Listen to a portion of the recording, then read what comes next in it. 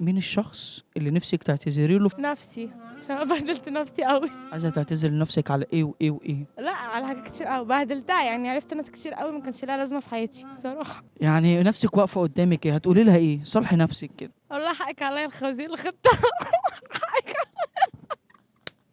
حقِّك عليَّ الخوازيق اللي خدتها، وإن أنا حطيت نفسي مع ناس زبالة بقى ما يستاهلوش وكده. الناس دول عملوا فيكِ إيه؟ عملوا فيّا إيه؟ خزوقوني، عملوا فيّا أنا إيه؟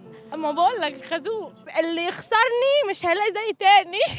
وضحكوا عليكِ بإيه وإيه وإيه وإيه؟ عليَّ بكلام وبتاع إن هم يبقوا موجودين وكده، ومع أول حاجة حاجة قالوا لِك مع السلامة. آه. لو جات لِك فرصة تقولي لهم كلمة زي النهارده كده قدّامهم تقولي لهم إيه؟ حسبنا الله ونعم الوكيل. منهم على فكرة مش هم بيقولوا رمضان وسامحوا كده، أنا مش مسامحة حد، وأنا عايزة الحسنات بتاعتي من عندهم. لك منهم لله حسبنا الله ونعم الوكيل، لك منهم لله حسبنا الله ونعم الوكيل، يعني أنا سايبة ربنا ياخد لي حقي منهم. هُم جرحوكِ أوي كده؟ أوي والله. وجعوا قلبِك؟ أوي. إيه أكتر حاجة عملوها معاكِ وأثّرت فيكِ جدًا؟